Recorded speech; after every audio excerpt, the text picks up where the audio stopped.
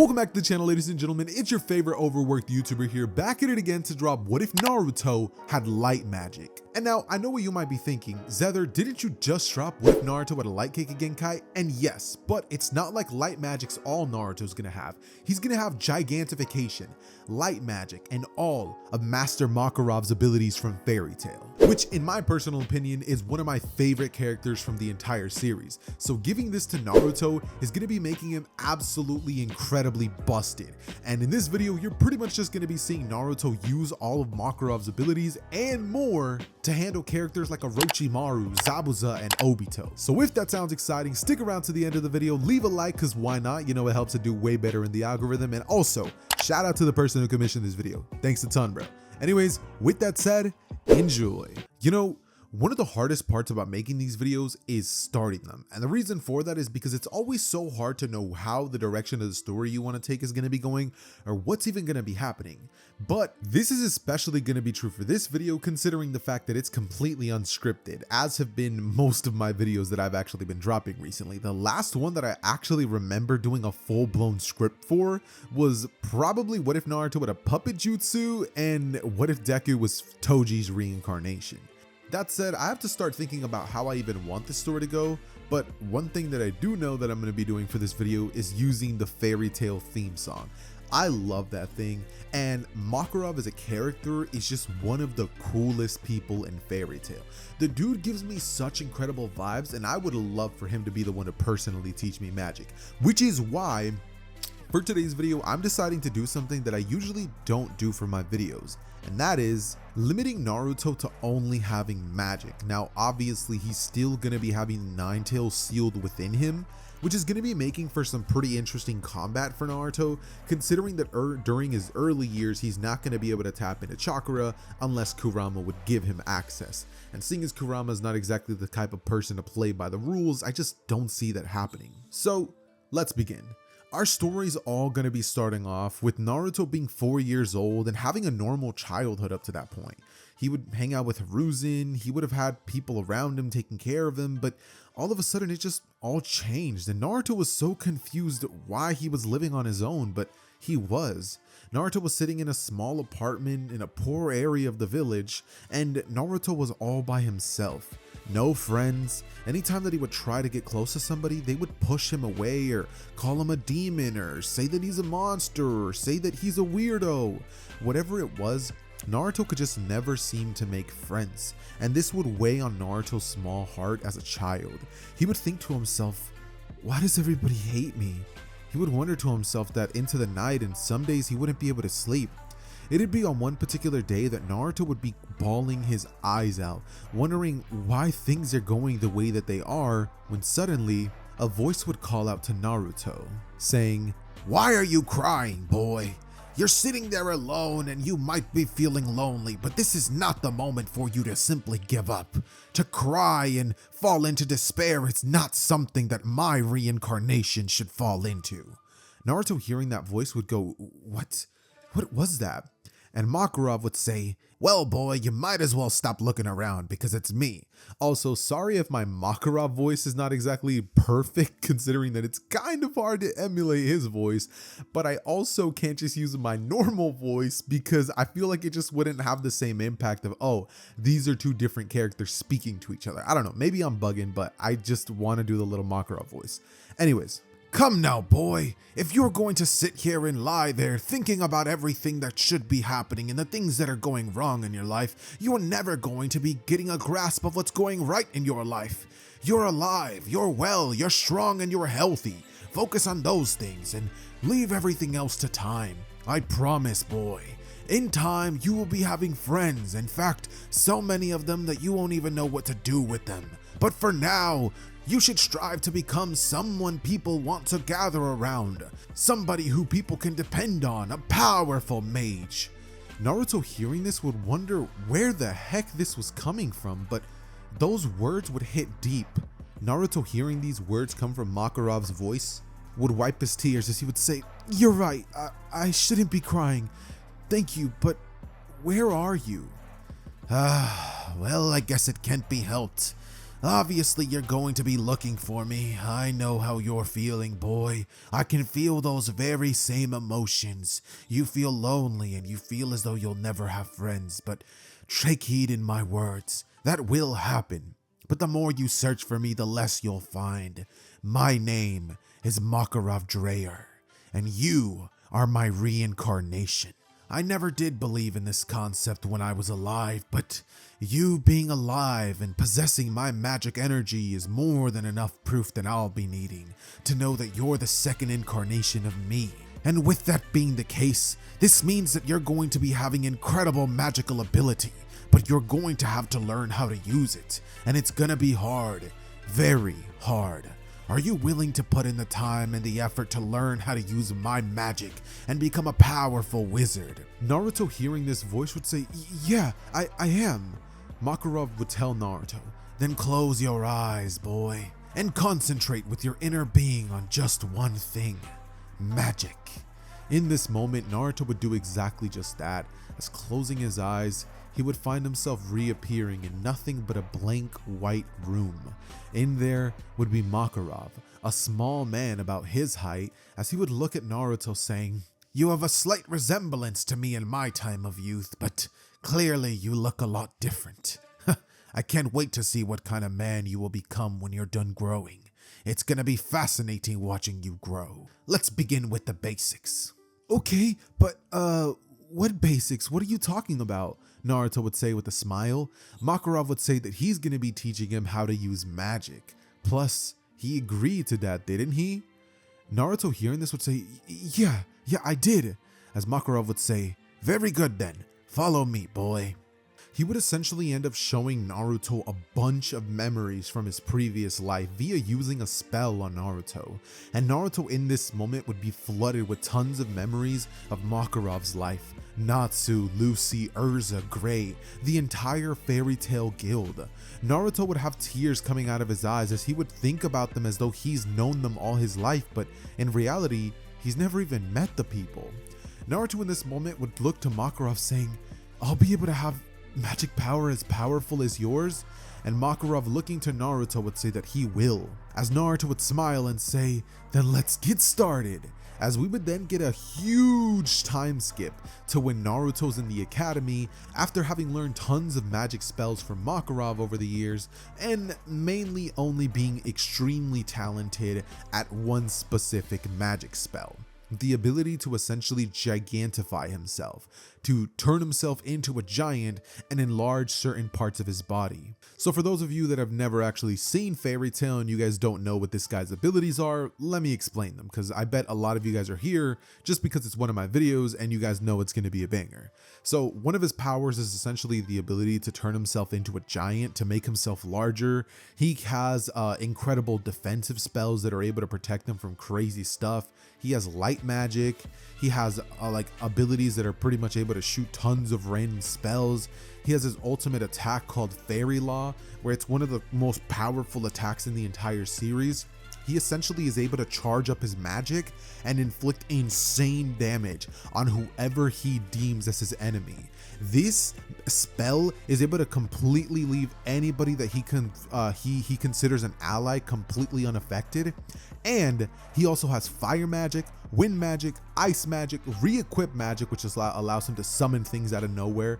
He has dispel magic, which means that he's able to like stop certain people from using magic, which won't really be taking part in the story considering no one else has magic. He also has telepathy. He can fly. He has insane sensory abilities. He's incredible at acrobatic movement. He has crazy durability. I mean, the dude is taking some crazy hard blows, and he has one of the craziest magic powers in Fairy Tail. The dude's busted. And obviously, if I was to give Naruto all of these abilities from the jump, Naruto would easily be one of the hardest hitting characters in Naruto off rip. But obviously, I can't do that, and magic isn't something that's easily able to be learned, even if you have an incredible teacher. I mean, just look at the Dragon Slayers. They were taught dragon slaying magic by the dragons themselves, and even they weren't amazing at it when they first started. So Naruto's going to be having At the point of graduation, the ability to essentially use low-level fire magic, basic spells when it comes to his light magic, and gigantification, as well as stretching. His gigantification allows him to stretch his body, so that's an ability that's kind of similar to Luffy, where he can stretch his arm and punch things. It's pretty sick, but all those abilities put together are going to be making Naruto an incredibly powerful opponent to go up against for whoever it is that he's going to be fighting, really. With that being said, Iruka would walk into the classroom as he would go on to pretty much do roll call and then quickly tell everybody how proud he is of them and how much they've advanced during their time in the academy. He would tell them that he's now going to be telling them what teams they're all going to be placed on, and Team 7 would be formed, consisting of Sakura, Sasuke, and Naruto.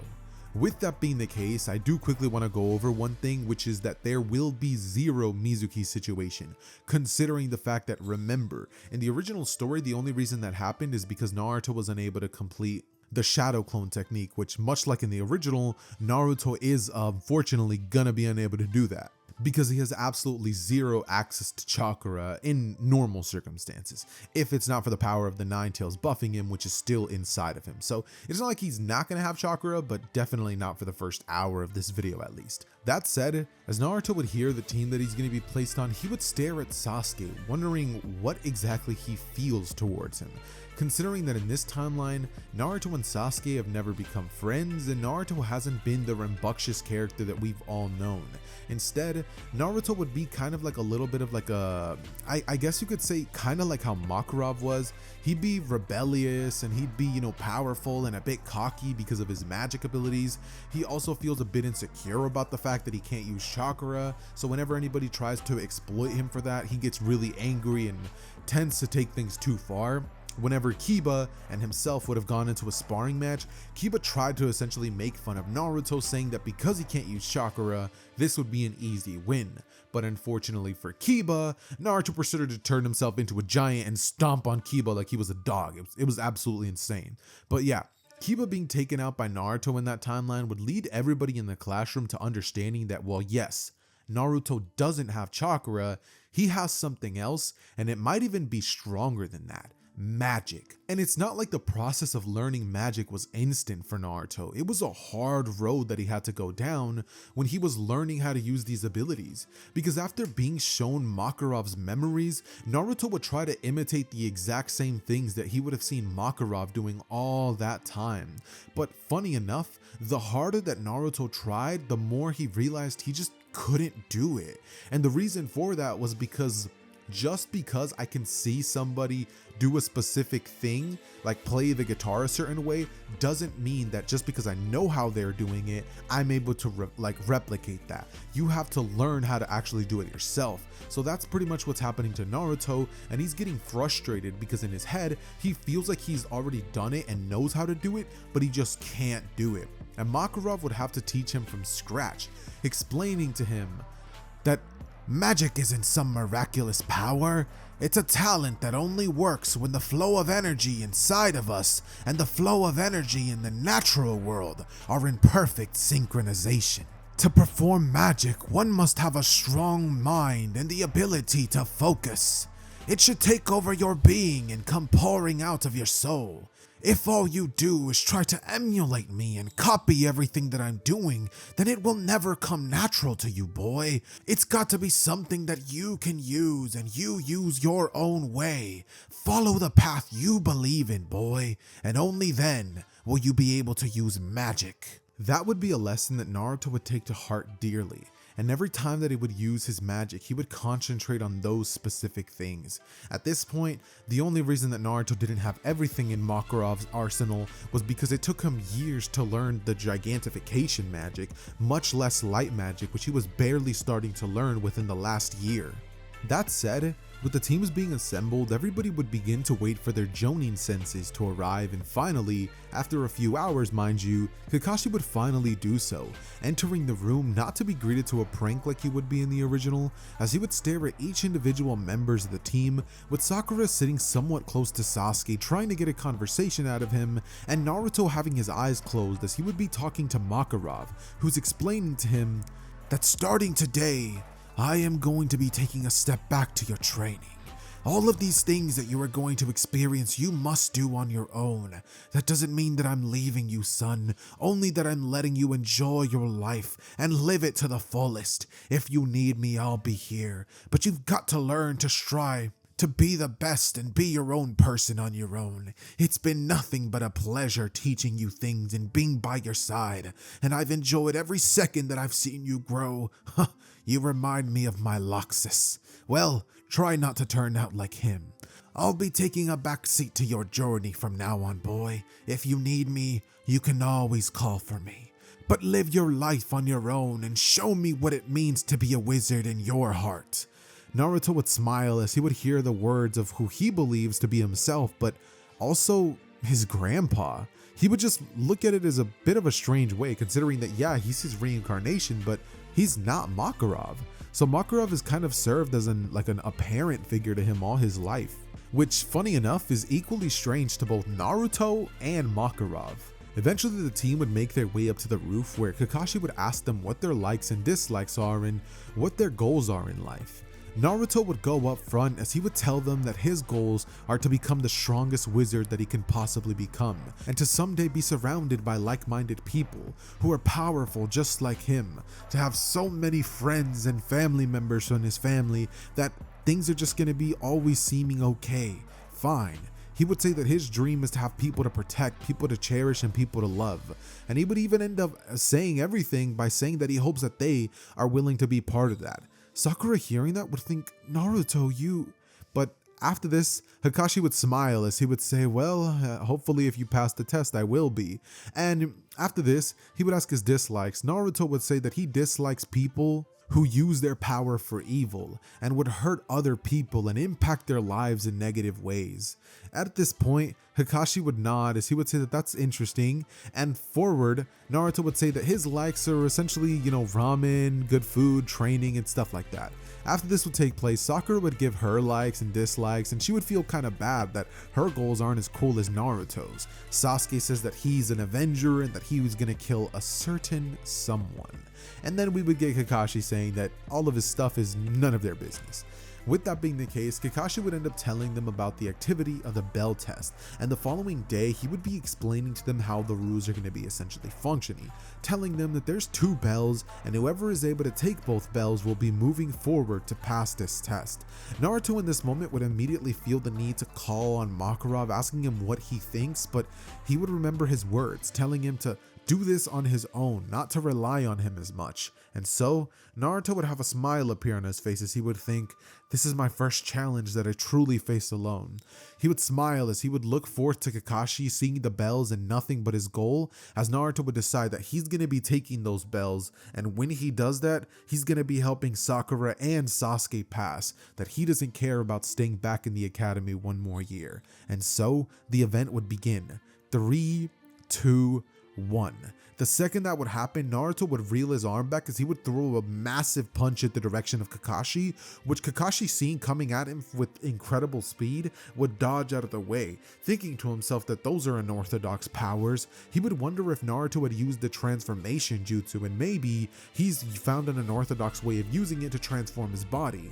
But he would suddenly remember what Hiruzen told him, that Naruto doesn't even have chakra, and that his abilities are strictly magic based. He would think that this is weird considering this has never been the case in all of Shinobi history, but regardless of how things work, it is the reality of the situation. So dodging out of the way, Kakashi would begin to dodge more and more of Naruto's blows, as Naruto, growing tired of Kakashi dodging everything, would hold both of his hands together as he would use a light spell which creates tons of light beams in the air that all would appear, about 59 different beams of energy, and they would shoot down on Kakashi at light speed. It'd be at this point that Kakashi, seeing them come flying at him, would be stunned and unable to react. Kakashi would be hit by a couple of them before his substitution jutsu could actually save him. With that being the case, Kakashi would actually take some damage to Naruto, meaning that his overall speed and strength was going to be lacking because he was actually decently injured from that. Like, that actually hurt. So Naruto, turning to see where Kakashi had arrived via using his sensory abilities that Makarov would have taught him, Naruto, turning to see where Kakashi was at, would turn into a giant, as all of Naruto's aura would begin pouring off of his body, and this large hulking being of Naruto pouring light energy from him would stare at Kakashi. Kakashi, seeing this and realizing that Naruto is no joke, would immediately formulate a bunch of hand signs for an earth style jutsu, which would pretty much create a pillar that would lift him to eye level with Naruto, as Kakashi, weaving tons of hand signs, would use the great fireball jutsu on him. A flaming ball of fire would be rushing towards the direction of Naruto, who, using his hand, would simply swipe it away, with Kakashi knowing that that was going to happen, essentially using live wires, the ones that Shinobi would use, to wrap it around Naruto's arm and essentially run on top of Naruto's body, using the chakra on his feet to run on his body. This would lead Kakashi to actually stabbing Naruto's body on his arm, which he would be running on, as blood would begin pouring out of Naruto's arm. And it's not like he's cutting him open, because remember, the size of the kunai equivalent to his body in this moment is kind of as though he would just nick him, get the base surface of the skin. So yes, this would definitely hurt, but not as much as you would actually imagine. That said, as the battle would continue taking place, Naruto would prepare to use a different spell. Different beams of light would appear behind Naruto as he would shoot them at the direction of Kakashi, who would dodge each and every single one after having awakened his Sharingan. Or not awakened, but pretty much starting to use it. This would shock Sasuke, who, watching this battle take place and seeing how powerful Naruto was in this moment, would piss him off, thinking to himself that there's no way that Naruto truly is this strong. The last time he saw him, sure, he defeated Kiba, but that was Kiba, nobody else, right? There's no way he should have been this strong, but he'd be shocking Naruto. His speed, his strength, his abilities, it's insane. It's what, a light kicking Genkai, he would think? But as he's watching the fight go on, Kakashi would be dodging, weaving different beams of energy, but they're just shooting at him faster and faster. And as Naruto would be depleting his magical energy via doing this, Kakashi would stare at Naruto, who would have turned himself into a bigger hitbox target, as he would look at Naruto's eyes, placing him under a subtle genjutsu, leading Naruto to believe that Kakashi was in a spot he truly wasn't. So he would start missing Kakashi way more, and this would ultimately lead Kakashi to getting up close to Naruto, where he would ultimately throw 6 paper tags at his body, causing a massive explosion which would immediately shrink Naruto down to the ground, and Kakashi, walking over towards him, would tell him that his abilities were impressive. But Naruto in this moment smirks, as his hand would stretch out to grab the bells from Kakashi's waist, having stolen them from him, with Kakashi not knowing that he had the ability to do that. He thought he could only enlarge his extremities, not stretch them, which is a completely different thing, because his arm stayed the same size, it just stretched and reached towards the bells, yanking them from his waist. Kakashi, seeing this, would be wide-eyed as he would stare at Naruto and end up wondering who he's gonna be giving the other bell to. Naruto in this moment would look at Kakashi as he would tell him that he's not going to be passing today. He did this for his teammates. It'd be at this point that Kakashi would realize that Naruto was not lying, and his eyes would go wide. He would realize that Naruto truly had fought that hard just so he could help out his teammates. Naruto in this moment would say, "Sasuke, Sakura, take these bells from me. You guys can move forward. I'll stay back in the academy. After all, that's what being a team is for." As he would give one bell to Sasuke, who would kind of grit his teeth, thinking that there's no way that he could accept this bell. He would begin gripping it in his hand as he's about to say something along the lines of, "I'm gonna accept this bell because I didn't earn it." But before that could happen, Kakashi would say, "You all pass," as Sasuke wouldn't be able to get the sentence out, and Kakashi would explain that it's true that those in life who abandon the mission are scum, but people who would abandon their teammates are worse than scum. He would pass Team 7, saying he's proud of Naruto and saying that if he's going to be willing to work with his teammates in that way, then there's no way that this team's teamwork won't be functioning sometime later in the series. As the team would pass, and they would then start going on random D rank and E rank missions, helping around in the village any way that they can, with Naruto obviously thinking that this was annoying, considering that he wishes he could do more with his abilities, but he understands in essence why this is necessary and that somebody has to do this.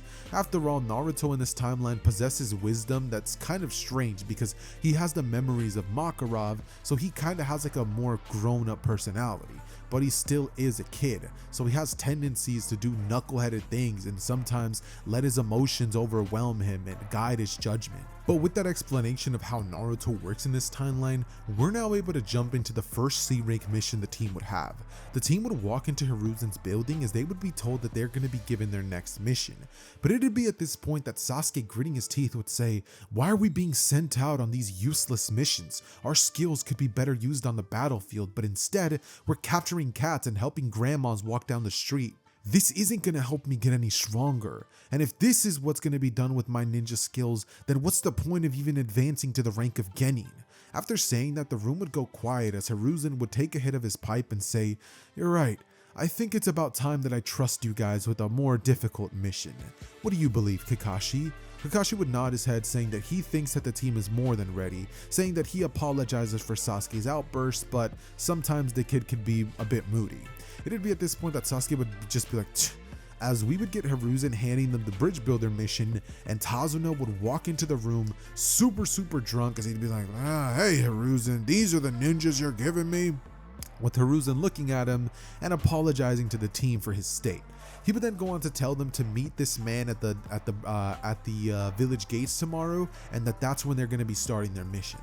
After this, Kakashi would tell the team to gather the things that they're going to be needing for this mission, but not to carry too much, seeing as they are going to be going on a pretty long journey. And so, the team would gather their things, with Naruto taking a backpack with some essentials and a ninja pouch. He would also take his Gamakichi wallet, and we would then see the team all group up at the village gates, with everybody standing there waiting for Naruto. Naruto, running towards the group, would say, "Alright, I'm ready," as they would begin making their way towards the land of waves. About an hour would pass by when suddenly, two ninjas coming out of a genjutsu would end up rushing towards the direction of Kakashi and seemingly murdering him before their very eyes. This would piss Naruto off, who for a split second would actually believe that was the truth, as he would get angry and he would grow to massive proportions.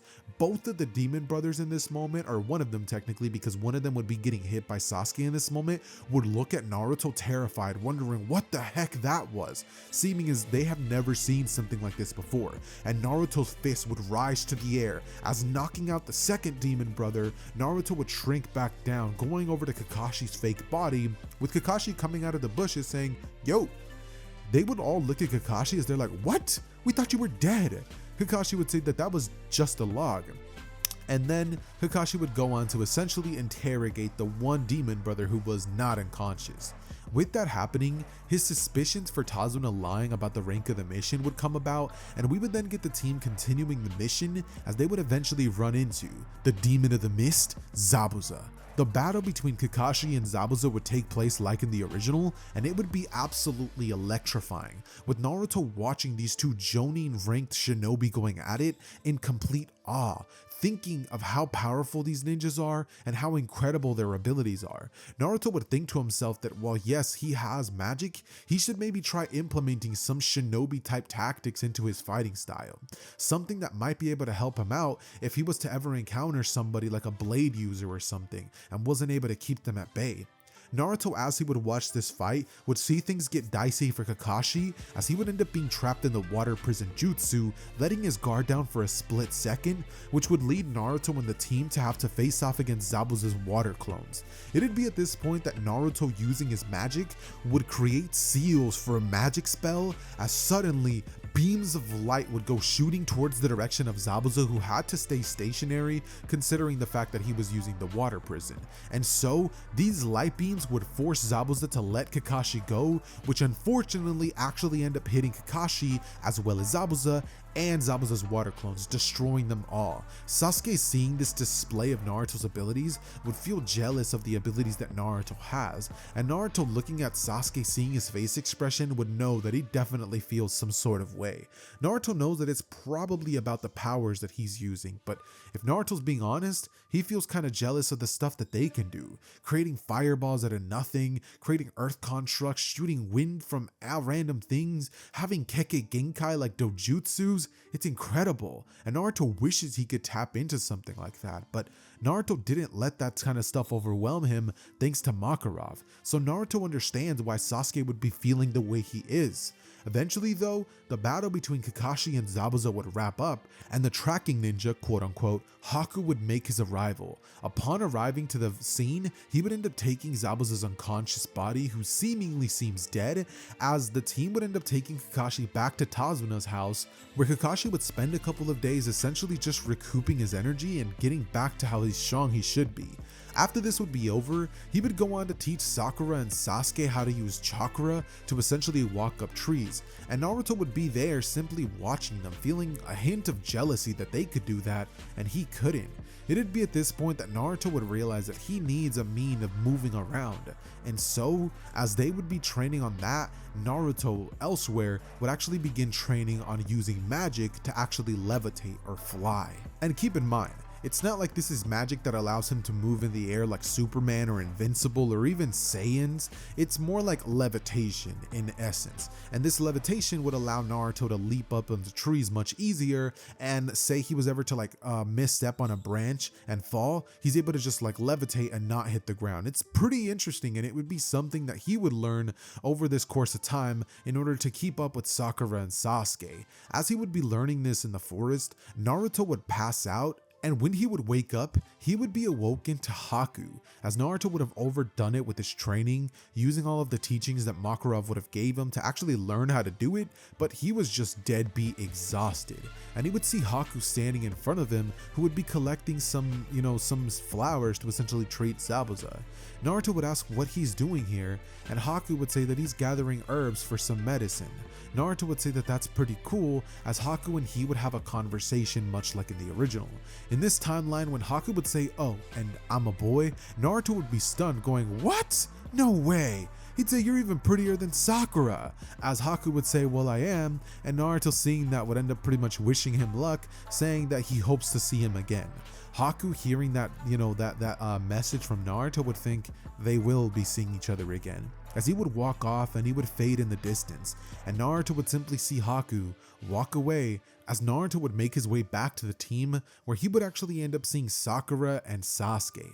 It'd be at this point that Naruto would ask Sasuke to actually start sparring with him, and Sasuke, hearing this from Naruto, would be quite caught off guard, but I could actually see Sasuke being like, "You think you can keep up?" With Naruto saying, "I'll try," and him essentially saying, "Remember, this is sparring, so don't try to kill me." And so, for the following next couple of hours, Naruto and Sasuke would spar against each other, with Naruto telling Sasuke before he even gets a chance to say anything after their fight would be over, that, he's pretty jealous of those chakra abilities that he and everyone else seems to have, saying that, well, yeah, because he doesn't have that, he has magic, he's unable to do all the cool things they can do, like walk on water or walk up trees. Instead, this whole time he spent his time learning levitation, an ability that's meant to try to mimic what they can do. Sasuke, hearing this, would realize that Naruto actually kind of feels similarly to how he feels, and he would start to kind of like look at Naruto in a different light, realizing that, bro, he's not a bad guy, I was bugging. It'd be at this point that Naruto and Sasuke would end up kind of like establishing kind of like a respect towards each other, and eventually we would get the battle take place with Zabuza, Haku versus Team 7. Alright, quick confession before I continue the rest of the story. I took a little bit of a break, so the story might sound a little bit different just because I'm having a little bit of a hard time getting back into the flow of things for some reason. I've been sitting here contemplating how to do it for like the last 10 minutes, but I decided, hey, you might as well just do it, and once you get your little once you get in the zone, you'll be good. So if you've made it this far into the video, please leave a like for me, seeing as it genuinely helps to do a lot better in the algorithm. And let me get back to the story. Okay. So Team 7 and Zabuza would end up encountering each other at the bridge, and it'd be in this moment that Naruto, seeing Haku there, would instantly be able to recognize who that was. He would think that was the flower boy. As Naruto would step forward, but Sasuke would say, "I've got this." He would get in front of Naruto, and immediately a battle between Sasuke and Haku would ensue. Both of them would be going at it, and Sasuke would have gotten slight improvements due to the fact that he was facing off against Naruto for a couple of days. So with that being said, he would do pretty much the same against Haku, maybe like slightly better, and maybe use different moves or combinations, probably. But other than that, the fight would literally be a mirror to what we get in canon. And so, Kakashi and Zabuza's fight would be playing out just like it does in the original. Naruto, seeing Sasuke was actually starting to struggle a bit against Haku, would begin to actually provide assistance to him, as Naruto would create a light spell that would shoot a bunch of light beams to the direction of Haku. This would lead Haku to having to create a barrier of ice to block that, and doing this would actually have caused Haku to place his hands on the ground, which would have made a perfect opening for Sasuke to straight up kick him in the head like a soccer ball, and Haku to be sent flying across the ground. Naruto, seeing this, would feel bad about that blow that Haku just took, but continuing to watch the battle, understanding that this just has to happen. Unfortunately, they're on different sides at the moment. He would watch on as Sasuke would continue the fight. But one thing would become increasingly clear: Haku wasn't going all out.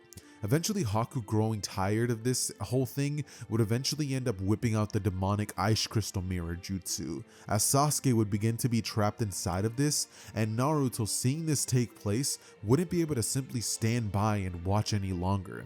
He would rush in, knowing that Sasuke needs his help, and knowing that one of them was gonna die unless he did something. And in this moment, Naruto couldn't help but feel that Haku wasn't evil.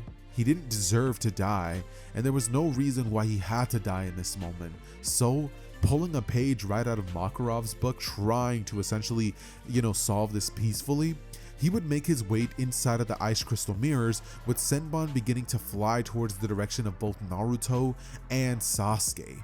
Naruto at this point would say, "What are you doing here fighting against us? I thought you were supposed to be healing somebody with your herbs." Haku would say, "I did, and now my master's fighting against your sensei. We're locked in a battle, and though I might not want to kill you, for my master, I will." Naruto, hearing that, would think, "It's a shame," as looking to Haku, he would say, "Well, I won't let you or any of us die," as he would place his hands together and begin to charge up a brand new light jutsu, or sorry, not jutsu, but attack at Haku.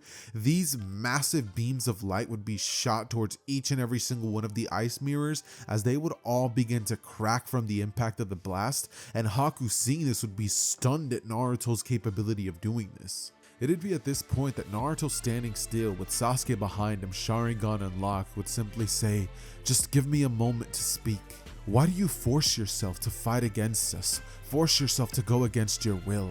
I can sense it in your heart and in your mind that you're troubled. You're fighting battles you don't want to for your master, and you feel like you owe him your life. I don't know you and I don't know what you've been through, but I can tell you, Haku, that this path will only lead to death, and you've already repaid your debt to your master. In this moment, he's fighting a battle to the death against mine, and you know what the effect of this will be. Either yours will die or mine will. Stop this senseless battle, even if you have to stand up against your own master, because that's the only way that we're gonna ensure everybody survives." Haku, hearing this, would stand still, as holding an ice senbon, tears would begin coming out of his mask, as he would think, "It's not that easy." But Naruto would begin levitating, as he would say, "But it can be. Now stop this senseless violence." As Haku, hearing the words of Naruto as though he was more than just a child, more than just a genin or a shinobi, would take these words to heart. He would dispel the ice jutsu, as he would look towards the direction of Kakashi and Zabuza and rush in between the both of them. An ice wall would separate each of them, as Haku, grabbing Zabuza, would tell him that they should leave now, that this mission just isn't worth it. And Zabuza, hearing this, would say, "Damn, Haku, what? Are you betraying me now after all I've done for you?" Haku would say, "I'm not betraying you, master. I'm saving your life." As Zabuza would smack Haku away, saying, "Then you're no longer worthy of me to be my tool." He would stand against Haku, aiming his blade at him, as Zabuza would put all of his weapons down. And Zabuza, seeing this in this moment, just couldn't keep up that act any longer. Looking to Haku, he would look at him right in his eyes, as his eyes would tell a million words, and staring at Haku, he just wouldn't be able to swing his blade at him. His arm drops, and as this would be happening, on the other side of the battlefield, we would hear Sasuke saying, "I can't believe that worked. There's no way that you were able to just talk your way out of this, Naruto. That's never gonna work 9 times out of 10, so you're lucky we didn't die." Naruto in this moment would turn to Sasuke, saying that in life, there's better ways to communicate with each other other than simple violence. As Sasuke hearing those words would begin to ponder them, but it'd be at this point that Gato and his men would arrive at the bridge. Zabuza, seeing this as well as Haku, would both understand what's gonna happen, as Gato would say, "So Zabuza, you still yet to handle these simple shinobi and children.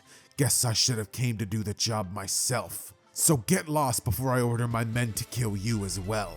Zabuza hearing this would think, "So it's like that." As turning to Haku, he would say, "Haku, you better have no issue with watching me run through each and every single one of these men." Haku at this point would ready a Senbon, as throwing multiple at them towards the direction of the men who were with Gato would proceed to absolutely demolish them. And because in this timeline Zabuza wasn't running at a massive group of men with nothing but a kunai in his mouth, actually using his blade and not being half as injured as he was in the original, would be more than able to defeat all of Gato's men, running the gauntlet and making his way towards Gato at the head of it, as he would cut its head off and Gato's body would fall into the water. Fishes would begin to surround him, as eventually sharks would come and devour this man. After this would happen, Gato would look at Kakashi as he would nod at him and body flicker away as he would vanish with the mist. It'd be at this point that Haku, looking to Naruto, would simply look at him, take his mask off and say, "Till we meet again, Naruto," and he would vanish as well. After this would take place, Kakashi, looking to Naruto, would thank him for his help in the mission, saying that he managed to do something that not many other shinobi have a talent for or a knack for: conflict resolution. It'd be at this point that Naruto would smile at Kakashi, as Sasuke, seeing the way that this all pretty much went down, would be confused. His whole perspective of shinobi kind of being impacted harshly by this, but regardless, he would be happy that he unlocked his Sharingan and he got a lot stronger over the course of this time period. After this would happen, Sakura would say, "So did we win?" as Kakashi would nod and the group would begin celebrating. After this, the townspeople would arrive as they would begin celebrating with Team 7, and the bridge once again would be named the Great Naruto Bridge. After the mission would be over, Naruto would have a few words with Inari before returning back to the Hidden Leaf Village, where Team 7 would encounter the Sand Siblings, and they would end up having a much different encounter with them than the one that they do in the original. Naruto, seeing that Kankuro was picking on Konohamaru this time for having simply bumped into him, would walk over towards Kankuro, telling him to put the kid down. Kankuro would say, "Or what? What are you gonna do to me, huh?" Naruto would say, "If I was you, I wouldn't go threatening the third Hokage's grandson. Not unless you want to start another shinobi war." But Kankuro, hearing this, wouldn't be deterred, as he would look at Naruto, telling him to make him drop the boy. But it would be at this moment that a chilling voice would come from the background. It would be none other than Gaara, who would make his presence known and tell Kankuro to put the child down. Kankuro, hearing this voice from the background, would drop Konohamaru quickly, as he would apologize frantically to Gaara, saying that the kid got lucky. They would walk off as Naruto would stare at Gaara, and seeing his eyes, he would just see pain, hatred, and rage. Naruto would begin wondering what could possibly drive a shinobi to experience all these things at such a young age. The boy must have been older than he was, and he already had the look of a killer in his eyes. Naruto would feel sorry for the things that he must have experienced in his lifetime, but ultimately, Naruto would ready himself as the Chunin exams would be right around the corner, and after this encounter, they would all be told about just that. They would inform Hiruzen about what took place during the mission, and afterwards, Kakashi would ask the team whether they were willing to take the exams. Obviously, Team 7 would end up agreeing to do so in this timeline, and so we would get about 4 to 5 days worth of Team 7 training on new abilities and skills. Over this time, Naruto would learn different magic spells, would work on his gigantification capabilities, and also begin to work on wind magic, a spell that is essentially a vortex of wind that shoots through the area, dragging people towards that direction, kind of like a magnet, making it so that his opponents are sucked into one spot, so Naruto's able to use his spells and easily cast, pretty much sure hit attacks on people. It's actually a pretty OP power when you start thinking about it. It's kind of like holding your opponent in place if you actually manage to get them close enough to your wind spell. But first your wind spell has to hit, and then you're able to use your light magic. But regardless of this, The Chunin exams would finally begin, and we would get a scene of the team making their way inside of the Chunin exams arena, as Rock Lee, much like in the original, making his way towards Sasuke, who's still being the rookie of the year. Thanks to Naruto not actually possessing chakra, they couldn't exactly put him as the rookie of the year, even though he would have been a close contender. That said, Sasuke being challenged by Rock Lee, I could see him actually accepting this battle, and so we would get the same battle that would happen in the original, with Sasuke getting his lights knocked out of him and Lee doing it all the while not using any ninjutsu or genjutsu. This would stun Sasuke to go on to find out that there's ninjas out there who are able to do all this to him, and this whole time he's been lacking behind, thinking that all along he's been one of the strongest, but under his nose has been Naruto this entire time, much stronger than him, and now this bushy-browed loser. This realization would only serve to anger Sasuke, who, coming on to realize all of this, would get absolutely pissed. Sasuke would go quiet for the remainder of the next exam, as it would be the written section, which obviously I'm just kind of going to gloss over because you're not here to hear me talk about taking a test after all, considering I'm guessing most of you are in school and the last thing you want to hear is school-related stuff. So we're able to move into the Forest of Death section, and once they're inside, Sasuke would proceed to lead the team, with Naruto having absolutely no comms with that, as they would follow Sasuke, making their way to meeting a different team. As soon as they do, they would end up questioning them on whether or not they have the scroll that they need, and the other team, looking to the direction of Naruto, would say that they don't, that they have the same scroll as them. Naruto, looking at the eyes of the boy who would have said that, would think to himself that he's probably trustworthy, as Naruto would begin moving off in a different direction, and Sasuke hearing that would, or Sasuke seeing that, would get angry, saying, "What? You're just gonna believe him? What if he was lying?" As Naruto would say if they were, they would have tried to take our scroll. Come on, Sasuke. Sasuke in this moment, looking at the other team wanting to blow off some smoke, would completely disregard what Naruto had said, as he would proceed to actually fight the team, only to find out that they truly did not even have the scroll that they needed. This interaction would have taken a lot of time off of their hands and would have essentially left them stuck in one singular spot, as Naruto and the rest of the team would feel a chilling air in the breeze. They would turn around to see one singular shinobi standing in front of them, seeming to be a woman with a straw hat on its head. They, looking towards her, would ask what scroll she has, as they can barely move. With Naruto having droplets of sweat coming off of his face, it'd be in this moment that Naruto, looking at the presence of Orochimaru, would say one name: Akatsuki. Having the memories of Makarov, he would remember that encounter on Tenru Island when Akatsuki nearly took everything from him, all his children. Naruto would get angry at just the fact that he's giving him the same sensation, and Naruto in one fell moment would proceed to increase his size to the most massive proportions he could, standing above the trees, as Naruto, kicking them to the side, would say, "You won't touch my children." In this moment, white energy would begin emanating off of Naruto, as Naruto would be using his maximum output of magical ability. He would get closer and closer to Orochimaru, who, seeing this gigantified version of Naruto, would compare this jutsu, what he believes to be, to the Akamichi clan's ability to essentially turn into giants with butterfly wings, which, speaking of, that jutsu is actually pretty sick. But regardless, Orochimaru, seeing this, would decide that the easiest counter for this would probably be a giant snake. So using his summoning jutsu, a gigantic snake would try to coil around Naruto, but Naruto would grab it, rip it in half, and throw it into the forest, as Orochimaru, watching this, would think, "Interesting."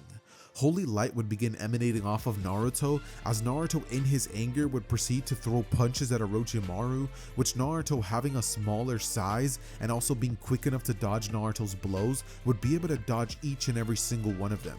This would lead Orochimaru to running up Naruto's arm, as he would have extended his fist down, and running on top of it, taking a blade out, he would slash at Naruto's arm, leaving a cut dragging from the bottom of his wrist all the way towards where his biceps are at.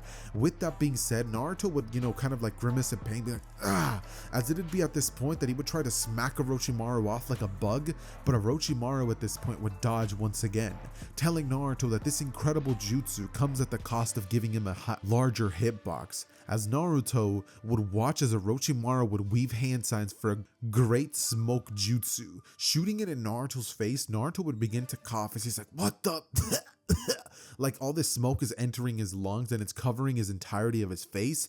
But in this moment, Orochimaru from his mouth would shoot a small little bit of fire, as it would connect with the smoke and boom, it would light Naruto's head ablaze. It'd be at this point that Naruto would shrink down to size as he would begin smacking his own head, feeling so much pain in this moment, as Naruto on the ground would look up towards the direction of Orochimaru, fully enraged now because he had pretty much played him like a fool, would stand up as he would think to himself that he still has a lot to learn when using these abilities. Naruto, using his light magic, would proceed to shoot multiple light beams at the direction of Orochimaru, who seeing this would think to himself, if he had this at his disposal, why didn't he use this all along? He would dodge each and every single one of those blows, as Naruto would go on to create even more, and eventually it would get to the point that some of them would actually impact Orochimaru, with one of them actually destroying his leg, like burning it to a crisp. But Orochimaru, being completely unfazed by this, would simply shed his old skin as he would appear like nothing had ever happened. Naruto, seeing this, would be shocked at the strength that Orochimaru was currently displaying, and he would realize that he had to try to use that spell. Naruto, clasping both hands together, would begin to charge up as much magical energy as he possibly can, taking all of it that's surrounding him. Naruto closing his eyes, Orochimaru would watch on in anticipation, as Naruto would tell him that he has 3 seconds to leave their team alone or suffer the consequences. Orochimaru, smirking in this moment, would say, "Or what, boy?" as Naruto would say, 3. Orochimaru smiles as he would watch Naruto charge up this jutsu, saying that he's a fool if he believes he's gonna let him land that jutsu. He's telegraphing. 2. Orochimaru would watch on as he would prepare to pretty much summon that gigantic wall that he would have used to stop Naruto's tailed beast bomb in the Shippuden arc, as 1 would be said, and all of a sudden, a blinding white light would engulf the entire area, as Orochimaru would watch on as this spell would hit him directly. Very long, all its effect would absolutely proceed to destroy this man. Orochimaru in this moment would be standing there with his hair having turned completely white, his skin shriveled up, and looking completely stunned. Orochimaru couldn't even react to this because of the way that fairy law works. Whoever the user deems to be an enemy is going to be getting hit by this spell 100% of the time. And unless you're able to simply just tank the blow, then it's going to deal heavy damage. Orochimaru standing there would begin to wither away as his body would turn to literal ash and disappear before them. Naruto in this moment would let his guard down, as Orochimaru would use a jutsu to catch him off guard, knocking Naruto to the ground completely unconscious, as Naruto would be out like a light, similar to what it would have happened to Makarov when he was trying to fight Jose, and he ended up getting caught off guard by that one magic user who was able to like cry and drain all of his magic power. Obviously that's not what happened, but the effect is kind of similar. But as that happened, Sasuke's neck would be bitten, as Sasuke, without having the help of Naruto by his side, was completely helpless as he would try to stand up to Orochimaru, being unable to.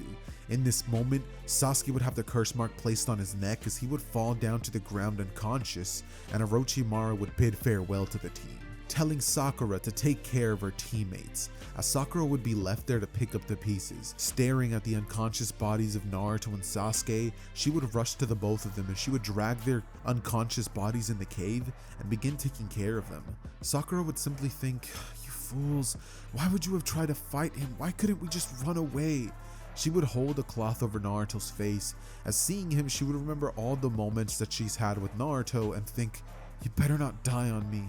As looking to Sasuke, she would have a huge smile on her face thinking, "You better not die on me either, because you're gonna marry me one day." Sakura would be thinking, but it'd be at this point that the traps that she would have set up for the Sound Genin would go off, and so would begin the encounter that we would get in the original story with Sakura, the Sound Genin, Rock Lee, and the rest of the shinobi who would help in and step in when Sakura needed it, like Choji, Shino, no, not Shino, I think it was Shikamaru, Choji, and Ino, and Neji was also there watching. But regardless, the Sound Genin would pose a huge threat to everyone there, when suddenly Sasuke would wake up after having awakened the power of the curse mark and begin to absolutely foderize every single ninja there. snapping the arms of one of the Sound Genin, as he would be sending them to the ER immediately afterwards, and Sakura would be the only one there who would be capable of controlling Sasuke, appealing to his reason and sense of self. This would lead Sasuke to snapping out of it as the team would advance, moving forward with the rest of the Chunin Exams section. It'd be at this point that I'm actually going to be covering what would happen while Naruto was actually unconscious. Back so soon, eh boy? Naruto, seeing Makarov, would say, I couldn't beat him. There was a threat right in front of me and I couldn't do a thing to him. I thought I beat him. I used Fairy Law, my strongest magic spell, and even that didn't work. I thought you said it could hit the person who I deemed to be an enemy. Makarov would look at Naruto as he would say, and you did. You hit the substitution of that man. He created a clone of himself and fooled you by using a genjutsu to trick you into not noticing that he had changed spots with it. You simply deemed that to be the true Orochimaru, and that was where you made your mistake. The spell worked, boy. You simply made a mistake this time, but that's something that you will learn from this experience. Take everything that you've learned in this battle and use it for further times. Use it for different enemies. Don't wallow in this experience or think that you are weaker than you truly are. Continue growing with your magic, train harder than you ever have before, and next time you will show your friends that you can protect them. Show that evil snake that you are not afraid of him.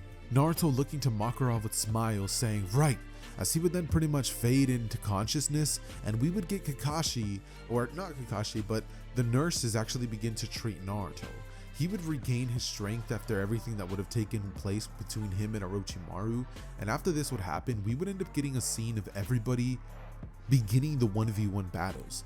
Every single thing here would happen just like you guys remember in canon, except for Naruto's battle against Kiba, because the second that this one would begin, Naruto would start the battle with the wind spell, as this wind cyclone would suck Kiba in towards it, with Kiba saying, What? What is this jutsu, Naruto? Are you using some strange spell again? Akamaru, attack! Akamaru in this moment would transform into Kiba as he would rush towards Naruto in an animalistic style, trying to claw at his face, but before that could even happen, Naruto would use a light magic spell, as multiple beams of light would be shot towards the direction of both Akamaru as well as Kiba, who was completely unable to dodge them.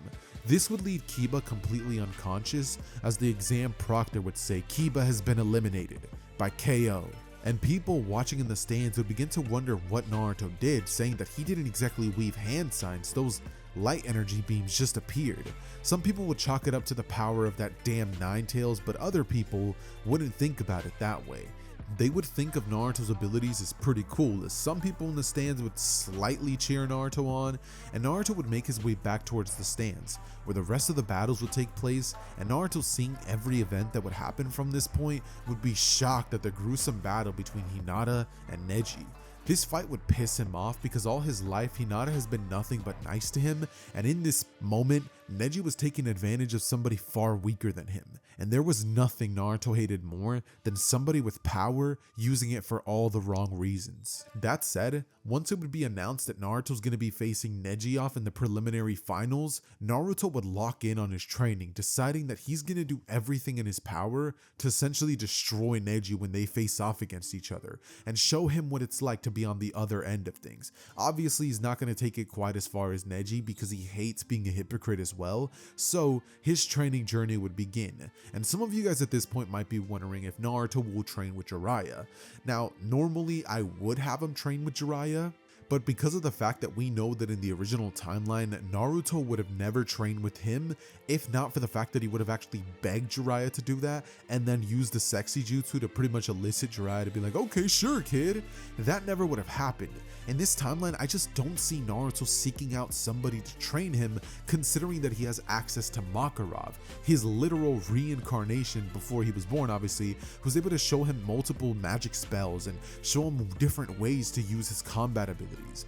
Naruto doing this would train with none other than Makarov for this entire time, and this is when some of you guys might think, but Jiraiya taught him how to control the power of the Nine Tails, and while yes, the Nine Tails power hasn't come out in the series quite yet, I just don't see Jiraiya's method of summoning the power forth, because remember, Naruto has ability to levitate, so if he really wanted to and Jiraiya tried throwing him down that abyss that originally would have led Naruto to use Kurama's chakra to summon Gamabunta, that just doesn't happen here. And so we get a 1 month training time skip where Naruto's focused on training with Makarov in the forest all of the month, working on new spells, gigantification, getting faster, learning different taijutsu skills, and also beginning to learn the basics of ice magic, which I'm going to be taking the liberty of giving him his own unique spells. It's not going to be ice make magic similar to the one that Gray has, just because we're not really sure what really showings he has with this. All I know is that when I looked up the wiki on Makarov, it said he has ice magic, fire magic, and light magic. To be honest, it's been years since I've actually seen Fairy Tail. Well, not really, because I actually binged it like what was it, like a year ago, but I only ever got to the Jalal Tower section.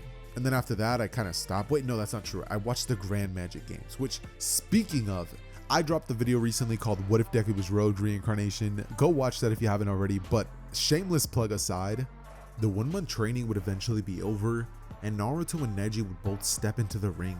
Naruto, having a new, refreshed sense of self and power, would look at Neji in his eyes as he would tell him to apologize for what he did to Hinata. In this moment, Neji would smile as, turning to Naruto, he would say, "What, you fancy her?" But Naruto, looking at him, would say it's not about that, as he would tell him that as soon as this match starts, his opportunity to ask for forgiveness will be gone. And so, the proctor saying Hajime would say it, as Neji with a smile would stare at Naruto saying, "I refuse."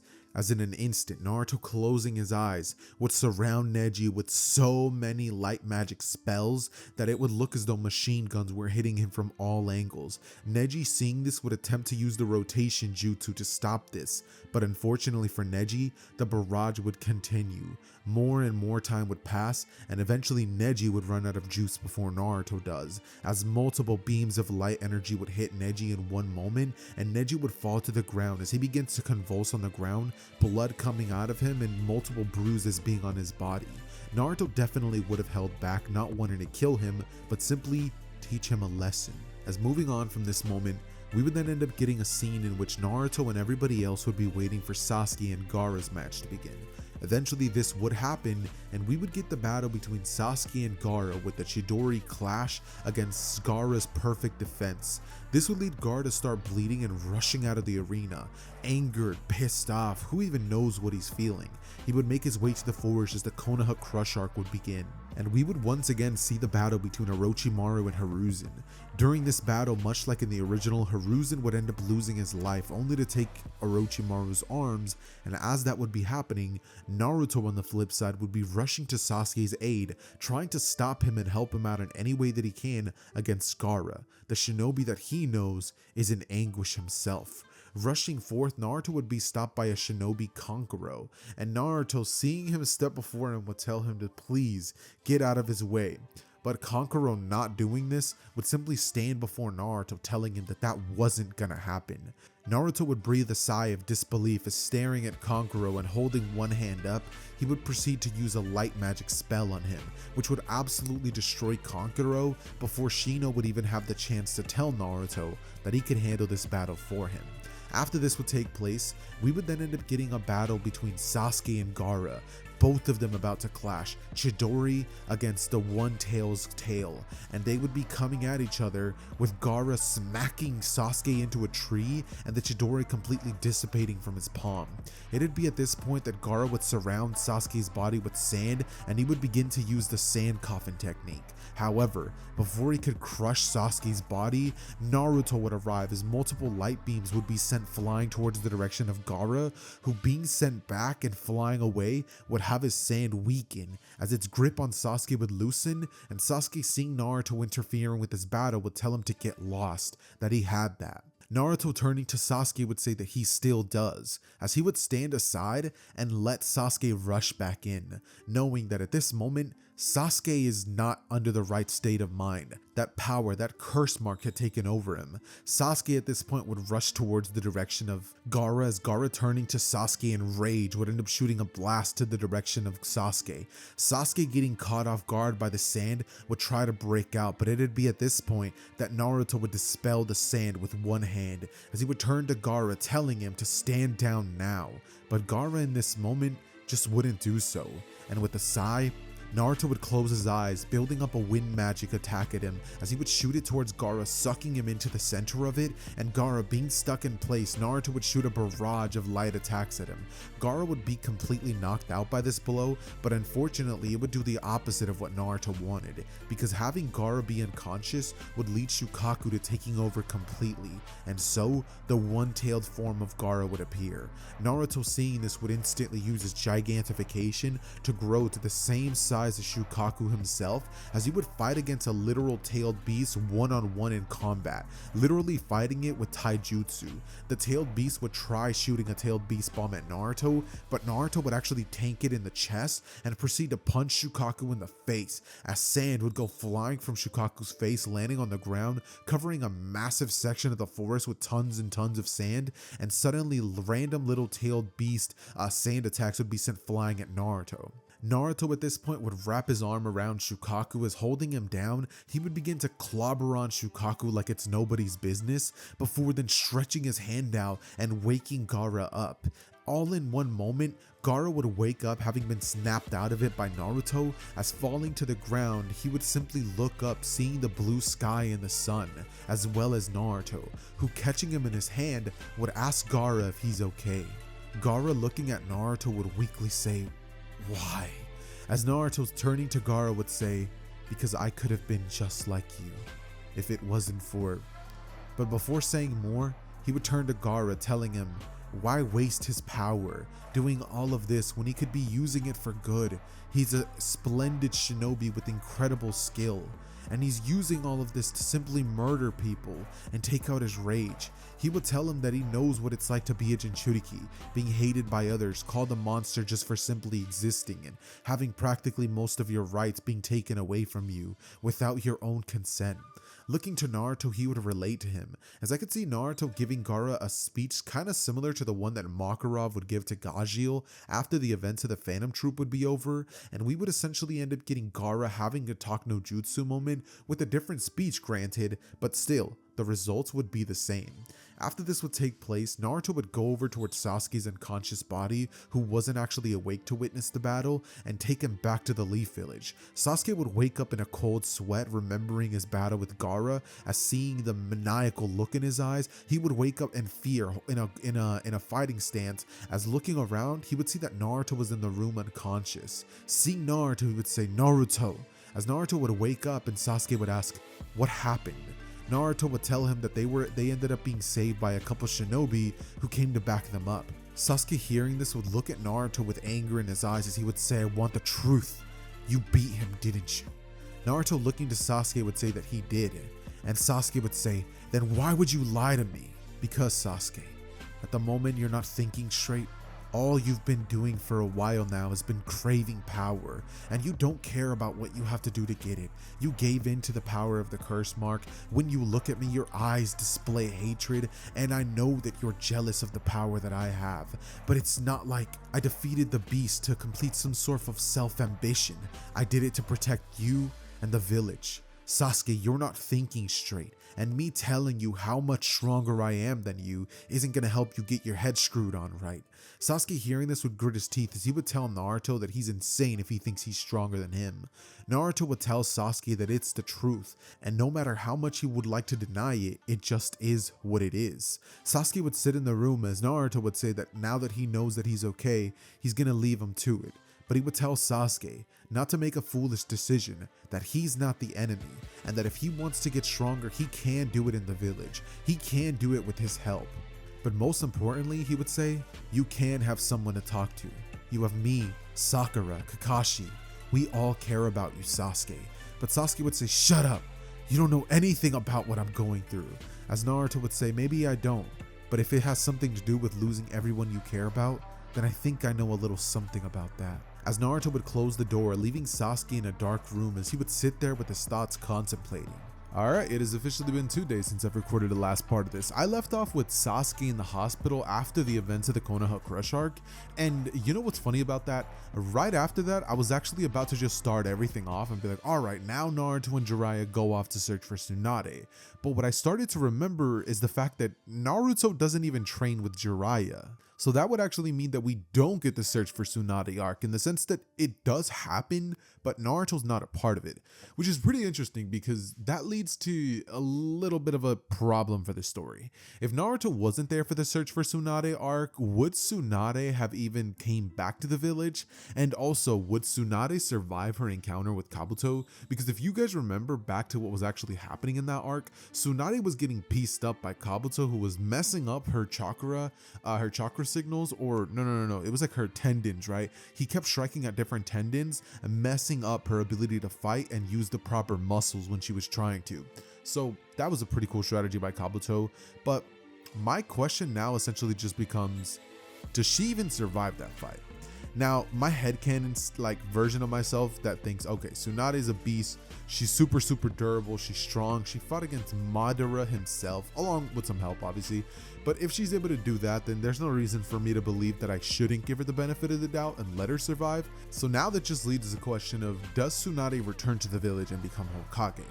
Now, obviously without Naruto's intervention, this would lead only Jiraiya to be the one trying to convince Tsunade, and because I honestly do enjoy Tsunade as a Kage, once we get to the Shippuden stuff, I think that I'm still going to be making Lady Tsunade the Kage. I think that after a heartfelt moment after the battle between Orochimaru with Tsunade's help, they would end up pretty much getting together, with Jiraiya having a heart-to-heart moment with her and just getting real with her for a second, saying that the village needs her and that, you know, he needs her back in the village. It'd be at this point that Tsunade and Jiraiya, having a really cool sweet moment in the series, would end up actually getting Tsunade to return to the village, where once they end up returning, they find out that the Akatsuki had attacked. Now obviously in the original section of this story, Itachi and Kisame would have a fight against the Jonin, but they end up retreating after realizing that Naruto wasn't actually in the village. Unfortunately for Naruto in this timeline, however, he is.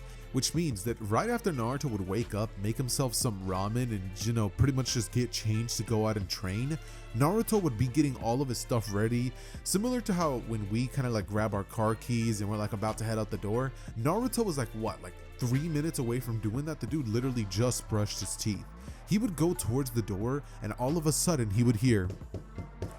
Naruto would walk over towards it, wondering who the heck that could be, and the moment that he would open the door, he would be greeted to both Itachi and Kisame. Kisame would give a grin towards Naruto, and Naruto would jump back as both members would tell Naruto that he's coming with them. Naruto at this moment would weave both hands together, as creating light particles, they would all shoot towards the direction of Itachi and Kisame. Both of them would dodge out of the way, as Naruto, knowing what was about to happen, would create way more beams of energy, knowing that these two are an incredible threat to his life. Naruto in this moment would jump backwards as he would instantly levitate in the air, and tons, and I do mean tons, of light particles would appear on all sides. Naruto would shoot them in every direction, and some of them would actually land attacks on Kisame. Kisame would jump back, feeling the burning sensation of these light beams, as he would smile, telling the kid that these attacks are strong. And interestingly enough, they would actually deal decent damage to Kisame, considering the fact that his shark blade isn't actually able to absorb them, much like he would with other attacks, considering the fact that we know that Samehada could absorb chakra. So in this moment, Samehada would actually have to straight up tank these light blasts, and Naruto would end up telling the both of them that they've chosen a bad opponent to go up against, as one of his fists would grow larger and he would throw a punch towards the direction of Itachi. However, Itachi using Genjutsu on Naruto would lead Naruto to believe that he was standing on a slightly different spot, which means that Naruto would literally punch at his fridge, destroying it, and Itachi wouldn't even be right next to it. It'd be in this moment that Itachi would weave hand signs for a great fireball jutsu, as this massive wave of flames would go flying towards him. As Naruto see this, using his ice magic would slam his hand on the ground with a wall of ice appearing in front of him, similarly to what Gray would do. As Naruto turning towards the direction of Itachi, he would glare at him, but Kisame coming in out of nowhere would proceed to slash at Naruto using his blade, and Naruto would have actually tried to enlarge his hand to catch the blade Samehada, but the shark skin teeth would begin to shred at Naruto's fingers, and it would cause him to pull back, as Naruto, jumping backwards, would get back into a fighting stance. As Naruto in this moment, closing his eyes, would have a bunch of energy coming off of him. So much light would radiate off of him that this would actually cause Itachi and and Kisame to both cover their eyes, and as Naruto was charging up to get his full power out, suddenly tons of shinobi would arrive to the battlefield. Kakashi, Might Guy, Kurenai, Asuma, and I believe that that's it in the original. With that said, with Itachi and Kisame seeing this in the destroyed house of Naruto now thanks to them arriving there, would end up pretty much retreating, knowing that this is just not going to be a good battle for them seeing as they need to face off against this many opponents, and Naruto himself wasn't a slouch at all, so Itachi and Kisame would actually retreat in that moment. With Sasuke in this timeline never having actually seen his brother, and Itachi never having that Tsukiyomi moment with Sasuke, which means that he's not going to be waking up in the hospital and we're not going to be getting the Sasuke versus Naruto rooftop fight. Instead, I can actually see these events getting to Sasuke way more than you would think, as this would lead Sasuke to getting more angry considering the fact that, hey, Itachi just completely ignored me, doesn't care about me, and went for Naruto, the person that he was already salty at considering the fact that he had believed him to be way stronger than him. This would lead Sasuke to growing way more power hungry than he is in the original, which would once again lead Sasuke to accepting the Sound 4's offer. With that being said, this would actually lead us to the Rookie 12 being sent to go after Sasuke for the Sasuke retrieval mission, and we would get the same events that happen in canon. Jirobo trapping them in the dome, the 1v1 fights between each member respectively, until we finally would come face to face with Naruto versus Kimimaro. The battle would begin with Kimimaro shooting bones from his fingertips at Naruto, with Naruto dodging out of the way using his levitation, as he would then create a magic circle, as a massive beam of light would shoot down from the sky, and it would pulverize the area where Kimimaro was standing. Kimimaro would dodge out of the way, seeing this gigantic formulation of circles ahead of him, and he would be shocked at the level of jutsus that Naruto could actually use. It'd be at this point that Naruto turning towards Kimimaro would tell him to stand down, with Kimimaro just simply staying quiet and rushing at Naruto, trying to get into a close combat fight as he would rip out his own spine, lunging at Naruto, who's simply standing there, would shoot tons of light beams at Kimimaro. Kimimaro would try to tank them, but eventually it's just like a minigun was firing at this dude. You just hear like as light beams would just come flying at this man. And Kimimaro, seeing this, just wasn't able to tank all of them. This would lead him to be sent back flying by these light speed attacks that would send him ultimately hurtling towards the ground. It would be in this moment that Naruto, standing over Kimimaro, would ask him if he truly wants to keep going. He would tell him it's foolish to continue this fight, that his lifespan is already draining as they speak. And Kimimaro, looking up at Naruto, would tell him that he will fight till his last breath. Naruto in this moment looking at Kimimaro with a sad expression, knowing that there's not much he can do for this guy, would simply stare at him, telling him very well then. As Naruto's hand would extend towards the direction of Kimimaro, grabbing him and then beginning to squeeze as tight as possible. Kimimaro in this moment would try to afflict Naruto as though he was a porcupine by stabbing him with his bones, manipulating his body to hurt Naruto's hand. But Naruto's grip would just get tighter and tighter, as ultimately he would squeeze Kimimaro so hard that his body would literally pop, not bursting and like splattering everywhere, but like something inside of Kimimaro's organ structure would be ruptured internally, as Kimimaro would fall to the ground, and Naruto, having all these punctures from the bones of Kimimaro's body, would look at his hand as it would be bleeding down, and Naruto ultimately would just scoff before rushing towards Sasuke and catching up to him near the Valley of the End. Now, keep in mind, Lee doesn't actually end up arriving in this section of the story because he's a bit too late to get to the fight, which is ultimately a good thing considering Lee doesn't have to fight this time, but regardless. Naruto in this moment would then proceed to actually fight against Sasuke, as we would get the confrontation scene between the both of them, and Naruto would ask him why he means to go after this man.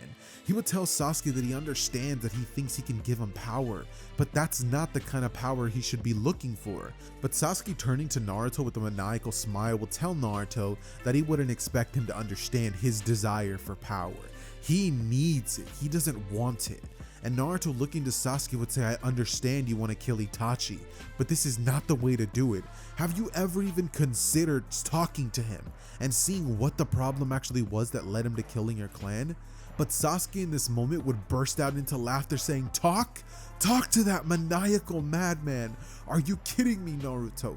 You stopped conflict with Haku one time, and now you think that you can simply solve all of the world's problems by talking? He would laugh in Naruto's face as he would tell him no, his Sharingan activating and him rushing at Naruto, straight up punching him square in the jaw, sending him crashing to the ground, as Naruto would be shocked by Sasuke's speed, going, "When did you?" And Sasuke would say, "That was fast, wasn't it? That's just a taste of the power that Orochimaru gave me. And once I go with him, I'll get even stronger, Naruto. Do you see? This is the power that Orochimaru can grant me. That village is only holding me back. Friends, relationships, I'll get rid of them all if it means I'll get stronger." Naruto turning to Sasuke would say, "Then you truly are gone. I'll take you back to the village, even if I have to break every bone in your body." And Sasuke smiling at Naruto would say, "Then just try it." As we would then get a scene of multiple light attacks being shot towards the direction of Sasuke, but Sasuke, luckily having access to his Sharingan, being able to perceive these attacks coming at him, would dodge most of them. He would obviously get hit by some of them because these attacks are incredibly fast, but still, these attacks wouldn't be full of power considering that Naruto would be subconsciously holding back. He didn't truly view Sasuke as an enemy, and so his magic wasn't fully there, because remember, your mind and body have to be in perfect synchronization in order to use magic effectively. And right now, Naruto was currently being mentally drained, or mentally nerfed is the word that I'm looking for. This would lead to a conflict between the both of them, which would go on for a while until eventually Sasuke would activate the full power of stage 2 of the curse mark, and he would then begin charging up the Chidori, the Onyx Chidori, which, speaking of, has to be the literal coolest attack in the entire series. I wish Kishimoto would have let Sasuke keep the power of the curse mark, because Sasuke fighting against Madara with an Onyx Chidori would have been so sick. Like, genuinely, it would have been so cool. But regardless, what ends up happening here is that after he would charge that, Naruto would stand at the other end of the Valley of the End, not having the Rasengan obviously, as he would tell Sasuke that he leaves him no choice. Naruto would invoke Fairy Law, and he would charge up the attack, looking to Sasuke, telling him that he leaves him no choice. In his giant form, he would charge up this attack, and as Sasuke's flying towards him, Naruto would release it. Fairy Law. It'd be in this moment that everything would go blank. A white light would engulf the area so bright that everything around would see this thing, and it would look as though the sun was shining right in their eyes. After it would clear, Sasuke would stand above Naruto, having impaled him with the Chidori, as Naruto on the ground would have blood seeping out of him, with Naruto wondering why it didn't work. It'd be at this point that Sasuke, seeing Naruto still awake but unable to move, would simply smile, as he would walk away thinking to himself that he's not gonna follow in Itachi's footsteps, and so he would leave Naruto there, bloodied and beaten. And as Naruto would fall into unconsciousness after that blow, Naruto would hear the voice of Makarov, who would essentially tell Naruto that the reason that it didn't work was pretty much because his heart truly didn't deem Sasuke as the enemy. This would leave Naruto with a wide-eyed expression inside of like the vestige world where he's able to communicate with Makarov, and he would tell him that he failed. Sasuke's leaving with that insane bastard, and with that being the case, he could literally be taken over by that snake at any given moment. Makarov would tell him that only time will tell if that's gonna happen, as he would then go on to explain to Naruto that this time he lost because he wavered in his convictions, but if there's a next time, now that he's had this experience, that will never happen again. So Naruto, looking to Makarov, would smile, as a couple of minutes after, he would be picked up by Kakashi, who would arrive to the scene, taking Naruto back to the village much like in the original, and this would then spark the 3-year time skip. However, in this timeline, Naruto would never leave the village, so this means that Naruto would have actually stayed there, and interestingly enough, because of that, I think that Naruto and Sakura's relationship would have grown to the point where they actually start dating. Nah, I'm totally kidding, that's not true. The only reason that I thought of actually making that joke, I'm not gonna lie, that thought did cross my mind just because we did see Makarov and that one like pink-haired like dragon lady like kind of have like a little bit of like a thing for each other, but Sakura is not exactly gonna be that. So we're not gonna be doing that just because 1, I hate Sakura, and 2, I hate Sakura. Oh yeah, and 3, I hate Sakura. Anyways, what happens after this will take place would essentially consist of Naruto and Sakura's friendship growing, Naruto remaining in the village, and I can actually see this leading to a natural relationship between himself and Hinata spurting because of that. Obviously, we know that Naruto won't be getting the same amps that he does in the original because no chakra, so instead, his magical ability is the only thing that would end up growing. And with that being the case, his speed, strength, and durability would be things that would grow massively. But mainly, his light magic would advance to a whole nother level. The Naruto that now stands before the rest of the verse at this point would be one that is actually beginning to be more comparable to Makarov as every day would pass.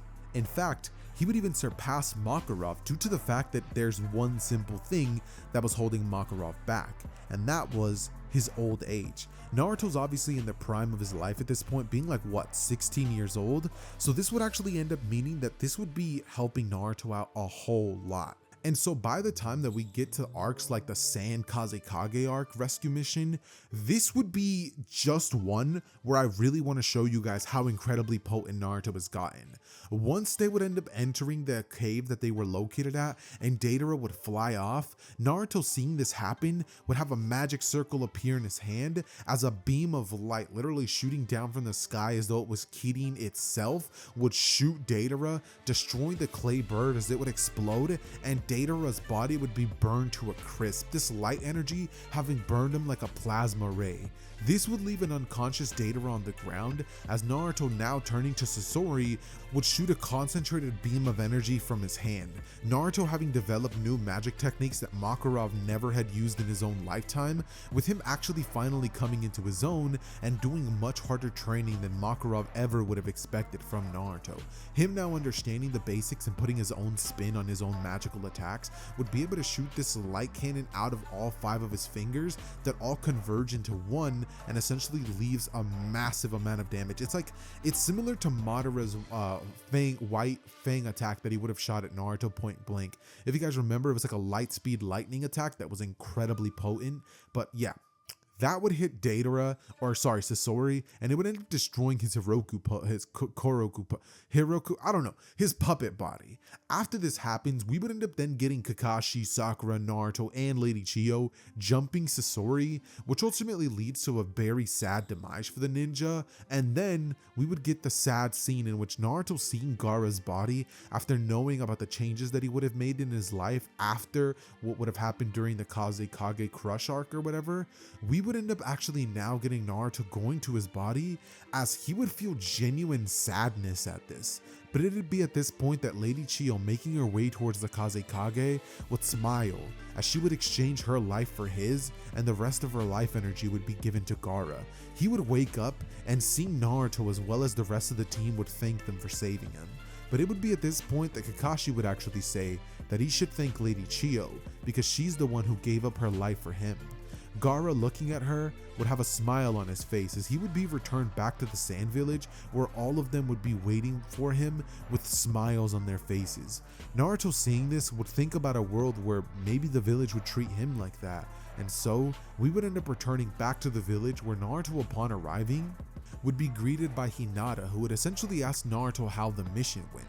With that being said, Naruto would tell her that everything actually went extremely smoothly, as she would say that's good, and we would probably then get like a dating scene between Naruto and Hinata, but I digress. After this would take place, we would then end up getting the Tenchi Bridge arc, in which, remember, this would be the point in time in which Naruto would have a rematch with Orochimaru, which still does happen, with accompanied by characters like Sai and Yamato, because Kakashi's still not going to be available for that mission. So when Naruto would face off with Orochimaru, he would end up essentially asking him one question: where is Sasuke?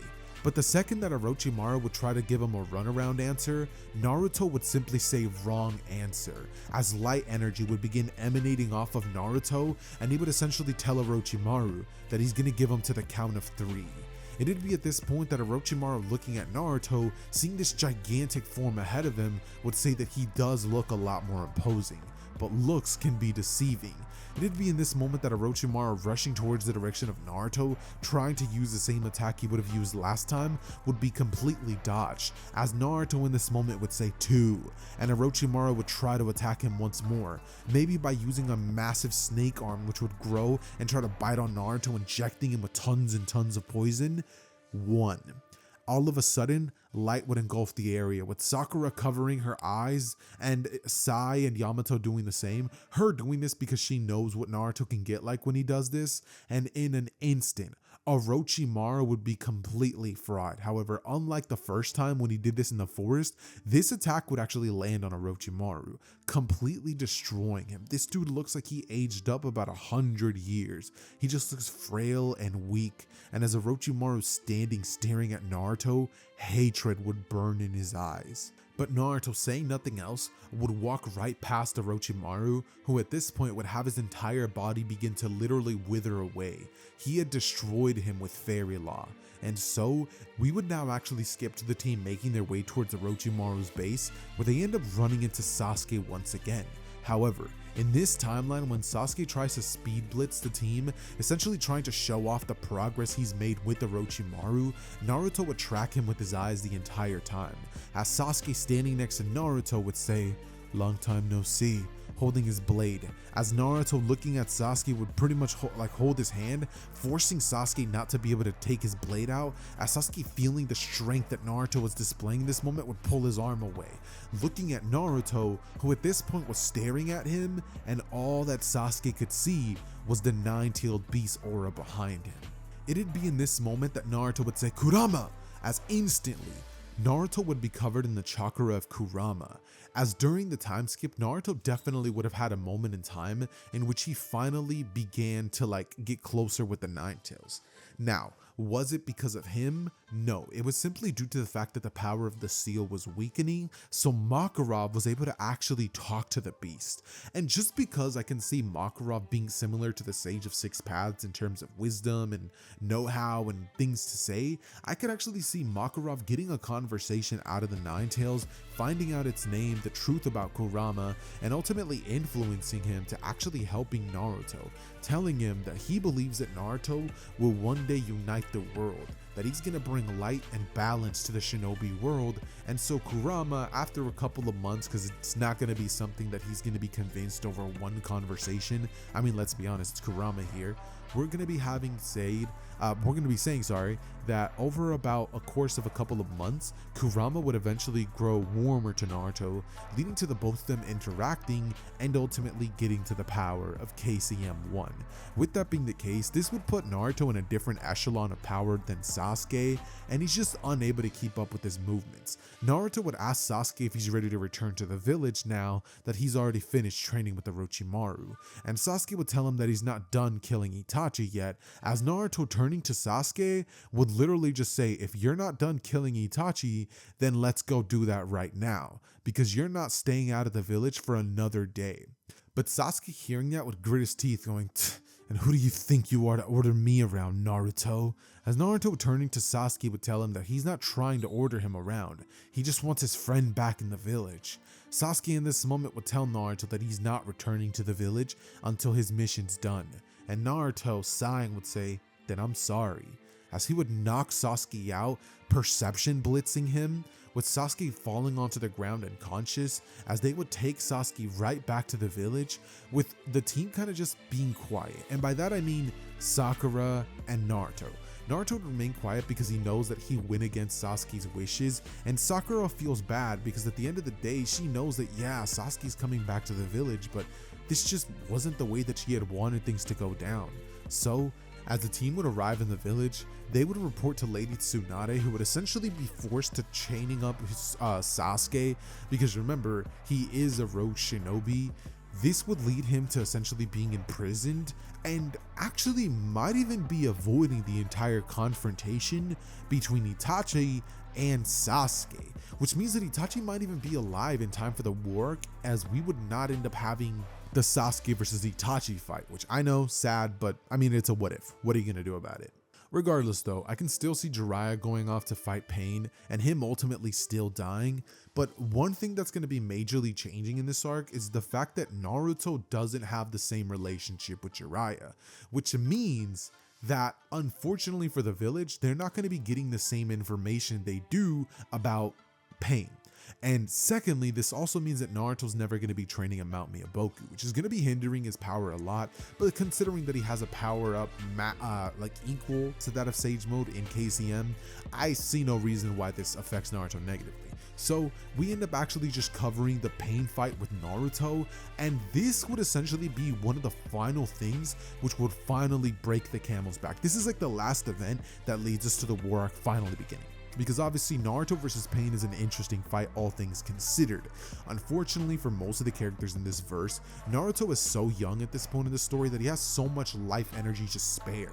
So whenever he faces off against opponents and his magic's now grown as potent as it has, he can invoke Fairy Law and just destroy these characters. Now obviously Makarov's the kind of character who would do this if it was to protect something that he holds dear. And because Pain literally just proceeded to kill multiple people, there's just no universe in which we don't get like a Naruto having one of those Makarov moments where he's pissed. Like, do you guys remember that moment where he like walked up to Jose and he told him that he has like 3 seconds or something like that, and then Fairy Law, he just destroyed the dude? He does exactly that. And this would be catastrophic for all 6 paths, because all of them would be hit by this and they wouldn't be able to dodge it. And after this would be the case, Naruto would be told by Kurama that the real one is not among them. So Naruto searching out for Nagato would eventually end up finding him, much like he does in the original. Thanks to his sensory abilities that he would have learned thanks to his magic, he would end up meeting with Nagato. However, unlike with most of my videos where Naruto doesn't speak with Pain, I think he would. I really do think he would. And after hearing Pain out, I actually can still see Pain using the Rinne Rebirth Jutsu to essentially bring back multiple people back from the dead who would have died during that attack, which ultimately would lead us to the 5 Kage Summit that I can still see happening because of the problem with the Akatsuki, leading to Obito threatening all 5 Kage and declaring a worldwide war. As we would then get like this huge buildup of all the players and the armies being set up. And once this would be the case, because Itachi's not dead, much like in the original, he would actually go off to face off Kabuto. Now, because obviously he's not an Edo Tensei, this would be an extreme difficulty battle that Itachi's gonna have to undergo. So I think he dies here, meaning that all the Edo Tensei characters die, all the ones that aren't able to break out of it obviously, and Sasuke is over there still trapped in the village, unable to do a thing about anything. And while all this would be happening, Naruto seeing all the death, the shinobi, his friends literally dying before him, there's no question that similarly to what Makarov would have done in the final little war arc when he would have used Fairy Law against so many soldiers, ultimately like killing him, there's just no world in which I don't see Naruto doing that. Like, Naruto is the kind of person who is shown to care for his comrades, and seeing them be put in a life and death situation knowing that he can save them all and stop this entire war, meaning this attack could literally wipe Obito, wipe Madara, wipe all of the big contenders. I just don't see Naruto not doing it. I really just don't. Naruto fighting alongside his comrades using the Shadow Clone Jutsu would see the devastation that this war is causing. And so, Naruto just remaining silent would take his headband off, as placing it inside of the hand of one of his comrades, which I could actually still see being Kakashi, he would tell Kakashi to tell Tsunade to give him his apologies, as Naruto would channel up all of the magic energy that he can feel in this world. It would all go through his body as Naruto would invoke Fairy Law, and in an instant, in multiple parts of the world, a white energy would consume everything that the eye can see, as Naruto would stand there, and as all his magical energy would be drained, every single player in the war would be completely eliminated. Obito would be gone from existence, and there's no way that Kamui was going to be avoiding this, because remember, anybody who the user deems to be an enemy is going to be getting hit. And this would be an instant thing in which some characters weren't even aware this was being used. It just boom, it happened. So with that being the case, Naruto would literally have single-handedly stopped the war. Kaguya wouldn't come back to life, and Sasuke in prison would receive news of the fact that Naruto was now dead. With that being the case, the story can go one of two ways. either option 1, and this is kind of where the story ends ultimately, but you guys can pick what side you guys want. Naruto stays dead, and Sasuke, hearing of Naruto's sacrifice and how he stopped the entire war, how his brother well, they wouldn't have actually heard about Itachi actually, so I'm gonna be cutting that. He's dead. Maybe Sasuke would remain in the village and go on to help, probably becoming Hokage with that. Or option B, Naruto would be brought back to life, used with Tsunade using the same jutsu that Lady Chiyo would have used to bring back Gaara, which ultimately means that Naruto would be would come back being the same character that he always was, becoming Hokage and releasing Sasuke, with him, doing his own thing, Naruto growing old, and us eventually getting Boruto, which strangely enough is probably the option that most of you guys are going to be taking. But honestly, I kind of prefer the route where he actually stays dead, because the sacrifice is just more prominent, it's more potent. And in that moment, I can definitely see Makarov telling him to think about what he's doing, with Naruto saying something along the lines of, "I already have," and the white light just engulfed everything, and that was the end. That's just so sick in my opinion. Naruto went out like a G and saved thousands upon thousands of lives in this arc. So me personally, I'm not going to be taking that away from him. But ladies and gentlemen, that's where What If Naruto Had Light Magic is going to be ending. Let me know down below in the comments what you guys ended up thinking about this video. I personally really enjoyed making it. It was that last little section of the story that had me a bit confused about what story direction to go with, but I think I actually ended up enjoying the way that I finished this one off. Stay tuned, because there actually might be another Fairy Tail X Naruto video, if not Fairy Tail X My Hero video coming soon. But yeah, with that all out of the way, ladies and gentlemen, thank you so much for sticking around to the end of the video. It has been your boy Xehther, and I am out. Peace.